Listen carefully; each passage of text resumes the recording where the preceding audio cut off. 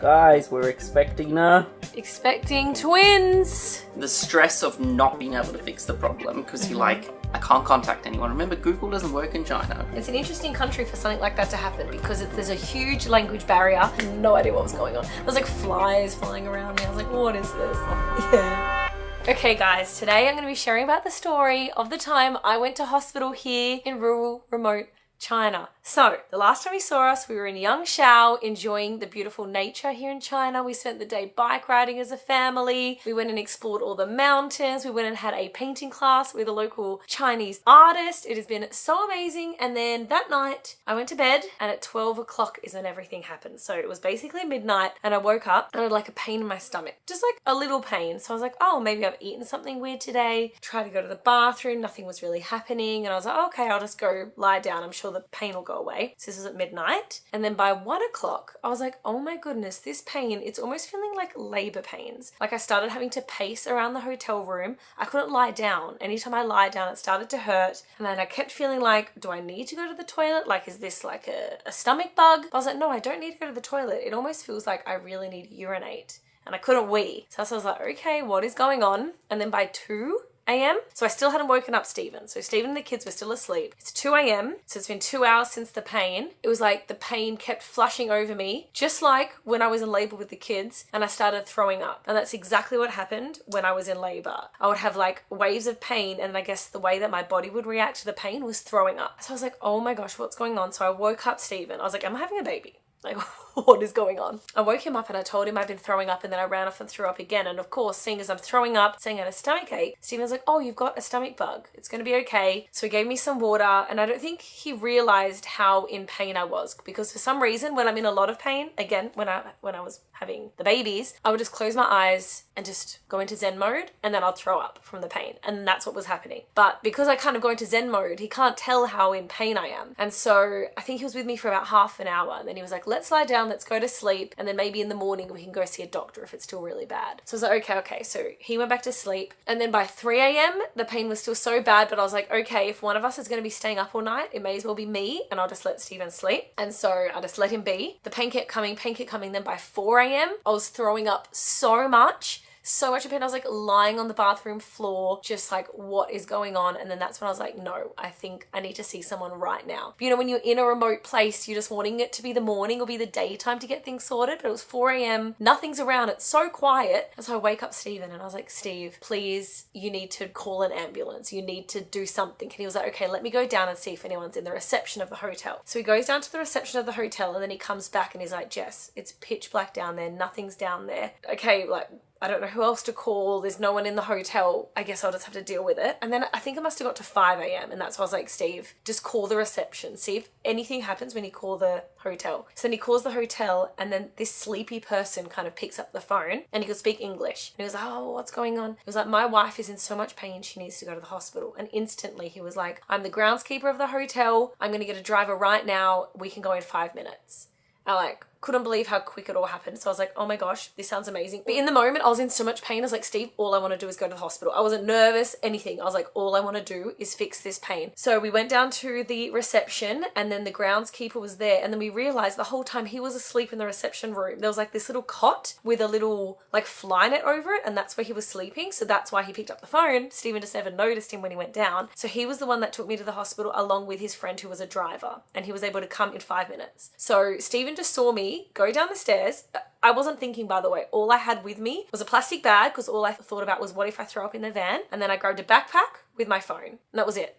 I forgot my passport. I didn't bring a wallet. You also need WeChat to pay in China. Didn't have WeChat on my phone. We'd been using Stephen's for the like first few days that we've been in China. So I realized I had nothing on me. But at the time I wasn't thinking this. All Stephen saw was me go down the stairs with a plastic bag, a backpack with just my phone in it, thinking, yeah, I'm all packed. There was nothing in it. And I went into a random person's van and Stephen saw me drive away. And we have a blurry picture of the van because in the moment Stephen was like, I should probably try and take a picture of this number plate as just as driving away. I don't even know in the picture if you can see the number plate, but that's what happened. I drove away in this van. I had no idea where the hospital was, but in 10 minutes we'd arrived at a hospital. And so it was really dark. just the lights on at the hospital. I go inside and no one is there. There's this one girl sitting at like the reception area. And so I came up and they could only speak Chinese. And it was so kind. The groundskeeper of this hotel and the driver stayed with me the entire time to translate. So we went up and he translated to me that I had to pay to see a doctor. And then that's when I realized I don't have any payment issues here. And they're just seeing me and I'm in pain at the same time as well. So I'm just there holding my breath. Like, I have no money. And I don't have any ID. I have nothing on me. Luckily, they actually didn't ask my ID. They asked me for my name. So I wrote my name. I wrote Jessica Parry Valentine. And they go, that's too long. Oh, okay. So I just crossed it out and wrote Jess. So that was what I was known as, Jess. And so they signed me in as Jess and the driver just paid for me. And at the time, I had no idea how much this was coming to. He was like, I'll just pay. It's fine. So he paid for me. Then I went and spoke to a doctor and I was telling him my symptoms. I was like, I've got really bad pain. I keep throwing up. And that's when I realized he's thinking it's a stomach bug. You know, like I could just tell he's like, it's going to be gastro or something. And so I knew during the night that I was finding it hard to pee. So I just lied and I said, I haven't peed in 3 days. Like I just really, really wanted them to check my kidneys because the pain, I was like, it must be something to do with urine, seeing as I couldn't wee. So I just said that. And then he was like, okay, let me get you an ultrasound. Within 10 minutes, I was walking up these, you had to walk to another building and up these stairs. And I'm in so much pain, but like no one's assisting you. They're like, yep, you just need to walk to this other building, go up these stairs and go get an ultrasound. So I'm like, okay. So I'm like holding onto the walls of this hospital with these two guys following me the whole time, helping me, which was so nice. And I'm walking and they're just looking at me like, what's going on? So I'm walking along. I go into this ultrasound room. And again, the ultrasound lady comes out and she's like, I'm going to do an ultrasound now. I was like, well, this is so quick within 10 minutes. So then I lie down on the bed and this is when I was like in so much pain. I remember I couldn't even open my eyes. I was just lying there being like, please save me. And then they closed the curtains and the guy stood on the other side and translated for me the whole time, which was so nice. They were like so kind. I couldn't get over, I guess, how friendly and caring these two strangers were for me. So they did an ultrasound and then she gave me the ultrasound sheet. It printed in paper. I've got it here and it was all in Chinese and I couldn't read it. And I was like, okay. So I've got my ultrasound and then I went back to the doctor and he read it and he said, you've got kidney stones. And I was like, okay. I knew it was something to do with the kidney. I knew it was something to do with urine, so I had kidney stones. But again, it doesn't tell you how big the kidney stones are. It doesn't tell you anything. Like all it says is you've got kidney stones. I was like, okay. And so he was like, here's your medicine. And so I went and my first medicine I received was Chinese herbal medicine. So like a tea. So I was like, cool. I was like, no pain meds, none of that. It was literally just tea. And I think when I read on it, it just said it was like broth and would help you urinate. So he gave me that. He told me after the hospital I need to go and have a run to run the kidney stones out. So I was like, cool. And then he gave me a bag of fluids. And then they brought me to this room and it was just these bench seats in lines with poles for drips. So you could have maybe 30 or 40 people at a time sitting on these bench seats just taking an IV. So I sat in the room and then he was like, you're going to have this IV for 2 hours. So they attached me to this IV and that's when the driver and the groundskeeper said, we'll go and you just call us when you're ready to get picked up. So I was like, okay. So I'm sitting there by myself. There's like flies flying around. It's kind of half an indoor outdoor kind of setting of this hospital. So I'm sitting there and then I was like, oh, before you hook me up, I should try and go to the toilet. I was like, do you have a toilet? I went. The toilets, there was 3 toilets, it was all squatty potties, no soap to wash your hands and no hand sanitizer. I was like, wow, at a hospital. That was just like interesting to see what it was like. So then I went to the toilet, again, could barely pee, but I just kept feeling like I needed to pee, which clearly was me trying to get these kidney stones out. And so then after that, I sat down in the room, they plugged me up to the little IV and I just sat in this chair and I was in so much pain. I was just sitting there like this, just like waiting to hope, because I didn't know what was in the IV. And I was like, I please hope there is some sort of pain meds in this IV. But I knew that there must have been some sort of like hydration in there, I guess. They said there was something in there to like loosen the urinary tract to help this kidney pass. So I was like, okay, that's going to be great. So I sat there for 2 hours. And I think within an hour, it took an hour for the pain to start going away. So I'm like, great. So then after the 2 hours, I just sat there with this empty bag. What's going on now? And then a lady came and took it out and then just left the room. So I'm sitting there for another 10 minutes. And I was like, maybe I should go and ask someone what's going on. And by the way, this entire time I'm in my pajamas because I just left the hotel in such like a rush. I was just in my pajamas. But anyway, so I went out into the area where the ladies wait for like patients to come in. And this time the sun had risen. So it was now morning time. The sun had risen. And I think this all happened in a space of 2 hours and 30 minutes. So it took me 30 minutes to see a doctor, get an ultrasound, get the IV, get the medicine. I was so impressed with how quick it all was with the driver paying this whole time. And then within 2.5 hours, by now maybe it was 7:30 a.m. I went up and I just translated like, what would you like me to do now? And then she just wrote on her phone, go home. So I was like, okay, so Jess has been you know, released from the hospital. So I called the driver. I was like, hey, is it okay if you come get me now? And he was like, yes. And he came. And then I asked him how much everything was. How much do I owe him when he came and picked me up? Everything cost 50 Australian dollars. For everything. So I was like, wow. So when I found that out, I was like, that's amazing. So I didn't need to feel so bad of how much he was paying. Of course, I paid him back. And then I went to go out into the van to drive me home, and I realized it was actually a scooter. There's the hospital, and I'm jumping on a scooter to come back to the hotel. So I drove back home on the back of a scooter in my pajamas. I rock up at the hotel, and this one I was like, oh, this must just look very interesting. I just rode through the city in my pajamas on the back of a scooter to get back to the hotel. I wish I had my phone on me for that moment, but oh my gosh, I feel so tired. Oh man, but I'm back. I'm back. I walk into the hotel at 7 a.m. and there's this big group of German tourists just sitting in the lobby, just looking at me like, where has she been? She had a good night. I'm like, oh, just walking in with my backpack, in my jammies, walking back to my room. And at this time, I still hadn't passed the kidney stone. So I remember I went into the room, and then that's when the kids had woken up, and Stephen just didn't tell them what was going on. He didn't want to scare them. So I just walked in. I had no idea where I'd been. I made myself my little tea, and then the pain started again. And I was like, oh my gosh, the pain meds have already worn off. And so I was like, you know what? What helped me when I was in labor? Because this is basically like giving birth to a baby, except you're giving birth to a tiny baby, but it's coming out of such a tiny tube that it does feel like you're giving birth to a baby. Because like a kidney stone is this really sharp, almost crystallized stone that's made in your kidneys, I think. I may have this wrong. And then it goes through your urinary tract, and that's when it really hurts, because it's this sharp stone scratching like the urinary tract. And the only way you can, you know, get the pain to be gone is if you wee out this kidney stone. I was like, okay, when I was in labor, what helped me was when I was in a hot shower. So what I did was I just put a movie on my phone, went in the hot shower, and most of my pain was in my back, left side. And so I just had hot water blasting on my back for 3 hours, and then I finally peed. And I just knew. I was like, it's gone. And then you know what I had to do after having a whole night of no sleep? I had to do a 2-hour drive in a van to a train station, and then I had to do an 8-hour train journey all the way to our next stop with 2 kids, watching 2 kids. After being in pain all night, I was like, oh my gosh, how am I going to do this travel day? Alrighty, we've just taken a 1.5-hour drive back to Goylin, where we first kind of caught that boat ride. We've gone back. We can catch our train from the Goylin train station. And it's about 7.5-hour train up to the Avatar Mountains.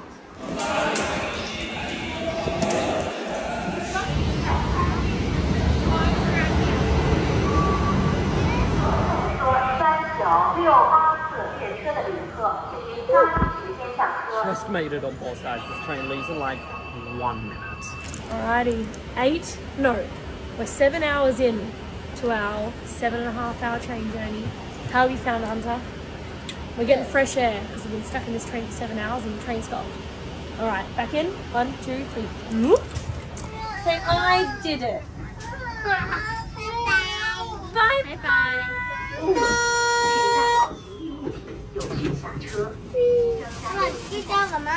到了，下车的旅客，请带好行李物品，有序下车。下车时。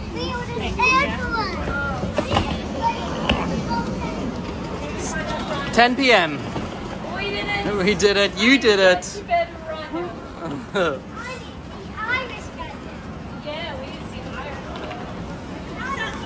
We did it. 8 hours later, guys. We did it.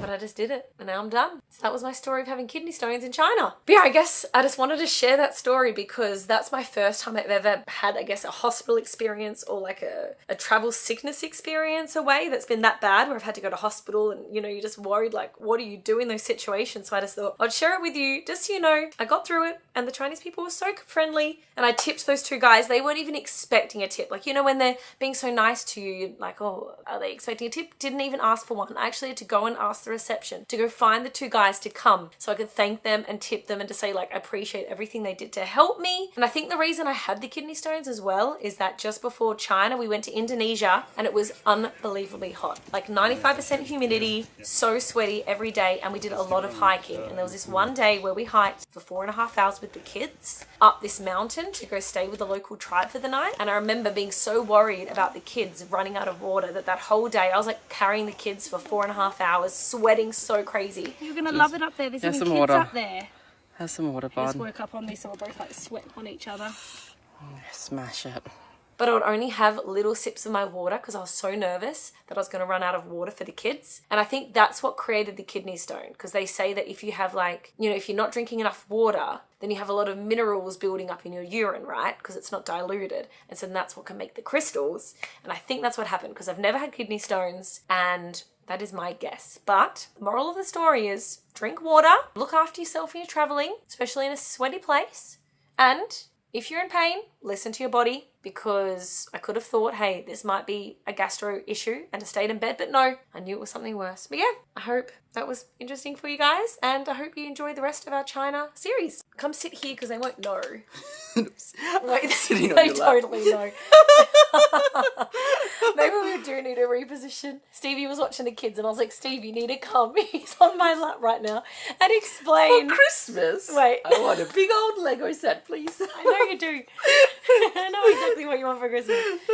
Which is, it's okay. There we go. We're trying to get the light off the window. There we go. There we go. Go like that. Okay. Preferred sound. Stevie was watching the kiddos and I was like, all right, you need to come and explain your side of the story, because you would have experienced this thing in a completely different way. Yeah, so what was it, like midnight you were No, saying? 2 o'clock was when I started waking you up. What 2 did you o'clock. think? I Were you didn't like, know what wow, to you do. got gastro, get over it. Yeah, I honestly did think it was like food poisoning at the I start. knew. It looked like that. Yeah, it looked like food poisoning, and like we were in China and we've been there for a couple of days. You're like, our food had completely changed. Even if it wasn't food poisoning, it could be just your belly being like, What's what with are we all eating? this rice? And we just had that beer battered fish. Oh It could have yeah, been we the had beer just had battered the beer fish.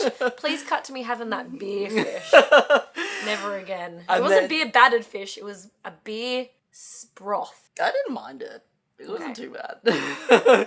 And then what was it? I was like, okay, maybe just... Because I hadn't known what you'd been dealing with up until that point. I thought like it was 2 a.m. I just woken up with... You'd just woken up with it. So what was I thinking? Just like, deal with it? Is that so bad to say?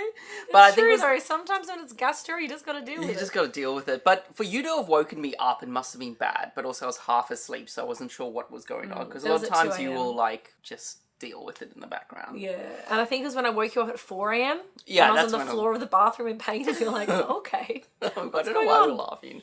But it was like 4 a.m. and then we were in the middle of nowhere, China. Like we were at the smallest little town, and even the smallest little town, like the hotel we were staying at, was not in the town where we had dinner. So it was like way more rural than that. It was at least a 40-minute walk into town. Which then I didn't expect how close the hospital was going to be. Mm. Came out of nowhere. So I went downstairs, and of course 4 in the morning, like this is a mom and pop owned hotel, right? There was no, it wasn't like a Novotel or Hilton where there was 24/7 reception. So I think I poked my head out of the elevator and it was pitch black. So that's why you couldn't see anyone down there. Yeah, I didn't really explore too much. I like looked, I was like, obviously no one's there, so I went up to Jess. You weren't looking for anyone in a little cot. And then I think we'd wait like 5-10 minutes. Jess is like, we need to do something. Now, usually we can make phone calls, and we'd make all our international calls on Skype because you could buy local currency, So Steven's like, let's just call like the ambulance. but couldn't. Skype shut down now. So And were I you was trying like, to call on them on the phone, but you couldn't work it out? couldn't work it out how to call like what the emergency line is in China. And then I decided, let me just call the reception and see if it like buzzes somewhere else. Yeah, see, this is the bit I explained, but I didn't know what he said to you on the phone. Yeah, so I called the reception and someone did open. This guy was like, hello?